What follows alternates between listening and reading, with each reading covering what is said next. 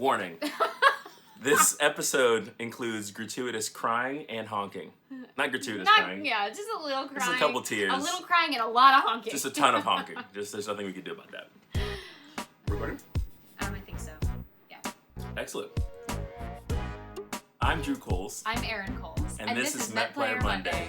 Today we're talking about song requests, and we'll go through everything from choosing them to picking something that's really special to you to us learning songs. Mm-hmm. Because not all bands learn songs, and it's a really big part of how we work with our clients, how we get to know them, how we really get to engage with their special day. So one big piece of advice from us is to at least make sure, if it's important to you, that the band will learn songs indicative of your relationship, indicative of the time that you spent with your family, and stuff like that. Because once again, that's a very big part of why we formed this group. Yeah. And the way that we like to engage with the music. Right. Yeah, when we started the band, one of the most important things to us was having representation of the music that was part of our story and part of our lives.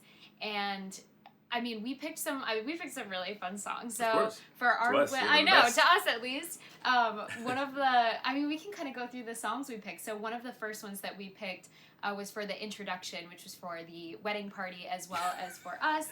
I think we picked that one before we picked anything else. Yeah. We just knew that Party Rock Anthem, because it was a pivotal song for us because of the summer that we first started to date. Yeah. So Party Rock Anthem was the song that we chose for that, for the entrances, and we knew before any other piece of music that had to be a part of our wedding, we knew that was definitely going to be a part of our wedding. Right. And it was awesome. I mean, even at the time of our wedding, it was sort of outdated, but to us, it was such an incremental part of our story that it didn't matter. And that's the same thing for you, or when you're choosing your songs, is even if it's not the newest, like, top 40 song, it doesn't matter. If it means something to you, then it's meaningful, and we want to play that. Mm-hmm. Because when you come in and you have that song tied to a memory, you're just going to be extra excited. I mean, you're already going to be excited, but it's going to be an extra beautiful, wonderful, happy moment when you recognize a song that has such a piece to your story. And a wonderful part of using the songs that are tied to older memories or memories that you've made in the past is that you get to create new memories that sort of act as a chain link between you, this special date in your life, and the past. And it's an absolutely beautiful way for us as artists to engage with our clients, because we love making musical memories. And so actually on the back of the t-shirts that we have, we're not wearing the t-shirts now, but on the back of the t-shirts it says "Making Musical Memories" for this point specifically. Yeah. And I'll also note that if you are a couple of ours, or even if you're not but you're working with another band, I would say to definitely communicate why those songs are important to you, if there is a story behind them, because that really helps the band connect to the music in a deeper way than if we just get a song and play it. I mean, we will still play our hearts out, I promise you, but actually having some connection and reason why these songs are important, it just allows us to add some depth to the music and some feeling to it that we otherwise might not have. Yeah, and a really good point about the importance of that kind of stuff to us is that we only play weddings. So when it comes to the really cheesy stuff, the stuff that really hams it up, we're all in. Yeah. We're absolutely all in for that stuff. If it was the song that your mother sang to you while she was tucking you in at night or something like that, we are 100% in for exactly that kind of sentimentalness. And tethering the songs that we play to memories of the past once again to create memories for the future. Yeah, and to us, it's not cheesy at all, and you shouldn't feel cheesy choosing any of those songs. I mean, it's important and it's special, and this is one of the biggest and most special days of your life. Mm-hmm. So it's totally fine to pick those songs that you might otherwise think as cheesy. Like, it's not on your wedding day. Yeah, send them right down the line to us. That's for sure.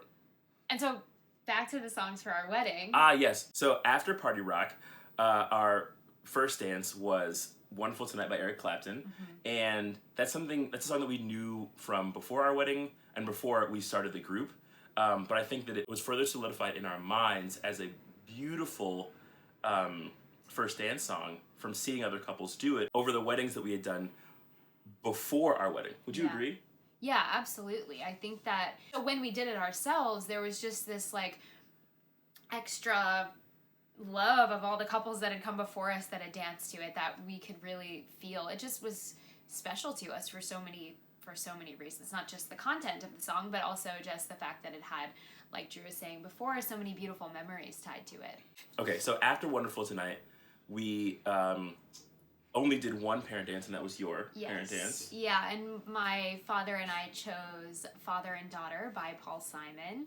And when we were choosing our songs, I mean, we had a couple of options. We both loved James Taylor and Billy Joel, and kind of like listened to some of those songs because those were songs that both of us connected to as I was growing up. And as we were just like looking through songs, my dad found Father and Daughter by Paul Simon, which was actually from the Wild Thornberrys, which is really cute. But there's this specific line in it that talks about a golden retriever. And when I was young, we had a golden retriever. His name was Charlie, and he was our favorite. I literally have a picture of him on my desk over there. And there was just something about that line that made us like so happy and think about me growing up. I'm sorry, I'm crying. This always makes me cry just because it was such a pretty moment. But yeah, so it was just really special to us. And now every time I hear it at another wedding, it just makes my heart smile. These songs will have an impact on you, that's for sure. Save me here. Save you what? Take me away from my crying tears. Nah, we're in it. We're in it now. You remember that? The webcast I just like cried on for like 2 minutes straight. I was like, boo! And I couldn't stop.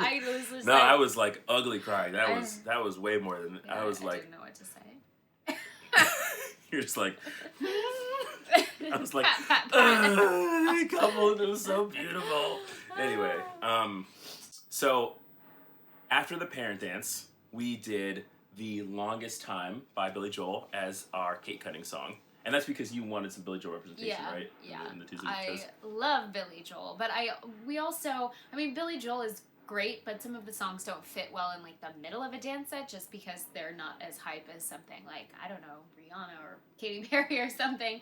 So we wanted some representation in a part of the night that like made sense. And so there are definitely ways when you're choosing your special songs to input something that maybe won't work in a dance set somewhere else, but that you really love or represents your childhood or your story while you met in college or whatever the case is. So there are definitely some spots like the cake cutting where you can kind of place some songs that are just your favorites that otherwise, you might not hear during the night. 100%. For our wedding, we actually also requested the last song as well, because we knew at that time, and it's a practice that we still actually engage in today, what ending sequence would work particularly well to leave a great taste in the mouths of the guests, figuratively speaking. Yeah. Because we don't control food. And it was to play Don't Stop Believing as the last song, and then to play Shout after that, because people absolutely just go bananas for those two tunes. Yeah.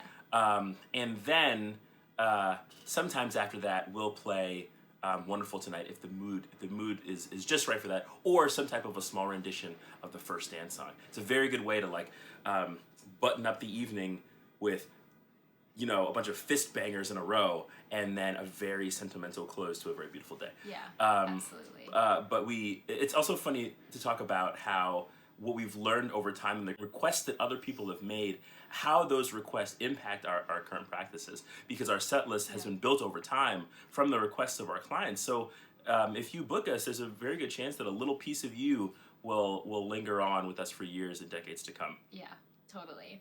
And what was extra special about our wedding is that at the very end of the night, Drew surprised me by having the band play a song, and he sang along. And the song was actually one that we had written together the first summer we met and started dating and fell in love. And so it was just a beautiful, beautiful surprise and such a wonderful way to close out the night. And that was that little sentimental piece that we had at the very end of our evening. After Don't Stop Believing and Shout, when everyone was like crazy and on the dance floor, there was this beautiful moment between Drew and I that everyone got to end the night seeing, which was just beautiful. So special. And then actually Aaron sang a song to me. Oh, I did earlier on in the night. So I was in an a cappella group when I was in college, and my song, my solo was Alone by Heart. And so my entire a cappella group, well, not my entire, but most of the a cappella group was there at probably like 20 some people. And we all came together to sing that song to Drew in the middle of the whole reception, which was just such a fun time. It was just such a good way for us to piece in a little bit of who we were into the whole night. And we have stuff like that every once in a while with couples where they'll tie in, if they're a musician themselves or they have a family member that is a musician, we'll have them perform with us and have that little piece of them as part of the reception. We've had, like, had an aunt sing the first dance for someone recently. We had a brother sing a mother-daughter dance. So we've had some really beautiful moments where we've been able to not only take people's song requests, but also actually have some performance aspect from the couple or their families included as well. We've actually had a very interesting trend of grooms coming up and singing Mr. Brightside. More than one. Yes. Which is so interesting. And it was the best. And how rousing it is. When you know, the band's playing, you know, we're crushing as we tend to do, and then either the groom or the bride gets up and starts singing with us. It's like, you know, it's like the walls all catch on fire. It's like it's like something that's really indescribable. Yeah. And lastly, a really interesting point about the song at the end of the night that I sang to Aaron. So this song that Drew sang to me at the end of the night was also very special for multiple reasons. Not only because we wrote the song together when we first fell in love, which is beautiful in its own way, but it also had some reoccurrences in other moments in our lives. First of all, Drew had the song arranged, like, literally arranged this song for a bunch of string instruments, cellos, violins. It was so beautiful and full when he proposed to me, which was really, really beautiful. And then he also sang "Marry Me" that day as well when he proposed by train, which was gorgeous. It was a plea. Yeah, no. Please marry me. It was so beautiful. And then, but we also had a reoccurrence of the song we wrote together when we actually got married, not at the end of the night in the reception, but yes, during the ceremony. We ended up, I'm sorry, these horns are ridiculous. We're gonna power through though. We're gonna power through. I think New York, we're baby. This is New York. But yeah, we had the song during the ceremony while I walked down the aisle. They're excited about it. They are so excited. Rejoicing in our love. They're a little off key, but no, okay, well. Oh my gosh. But really it was very special. So it was at the Summer of Love, at the proposal, at the processional, the bridal processional, and then at the very end of the night. Yeah. And that's the kind of musical care that we like to take with things as a general principle of how we think about how we use the art form that we execute to make this very important milestone in your life the best day that it could possibly be. And the most thoughtful day that it could possibly be as well. Because why should we sort of phone it in and just, you know, not really play your requests and not really play any of your special dances? Why would we do that if we really love to play the music this much? You know, so it's really, really important to us that we do this. Right. And these songs are so meaningful to you that we will find a way to implement them in the night. And so if you're not sure where to use them, or you have two songs that are really special that you're considering for your first dance, like we said, we can totally incorporate them in other moments, like the ceremony, the cake cutting, the last song of the night. There are so many opportunities for us to make sure that the songs that represent you as a couple are represented in your wedding day as well. Exactly. It's really imperative that you share anything that you can with us. So it's really important that you talk to the band that you're working with and see if they'll even play your requests, and secondly, if they'll charge for those requests, because there's a chance they may charge by the song for the request that they will play at your wedding.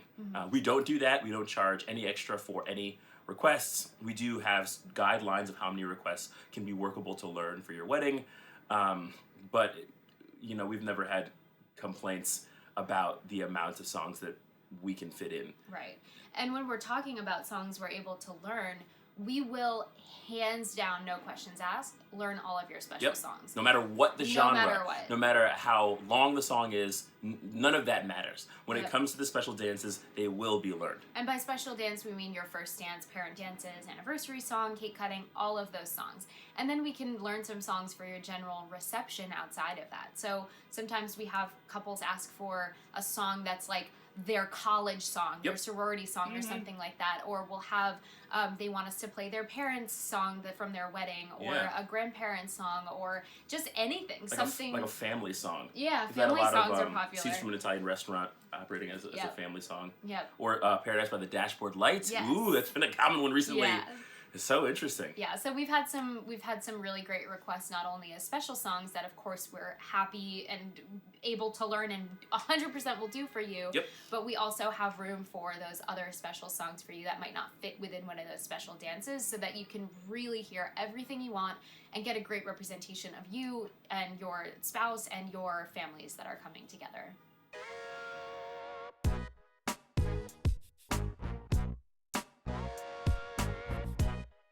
This is ridiculous. Yeah, we're going to call this the honking episode. Yeah, we might have to put a disclaimer at the beginning of this one.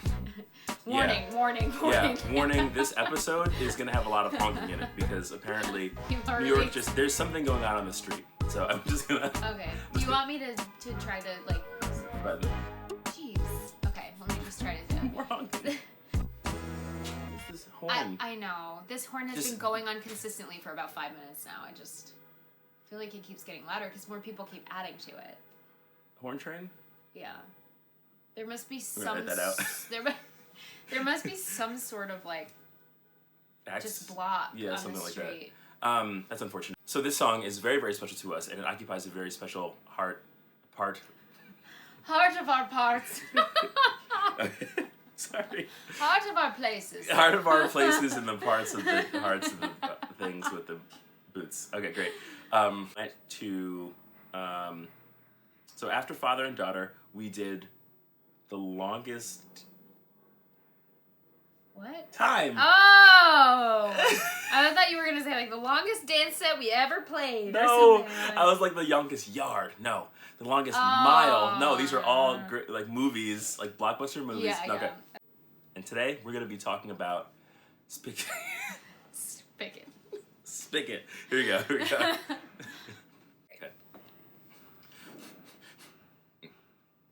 Okay, sorry. I have mucus right behind my soft palate, so it's like... Well, do you need some water? There's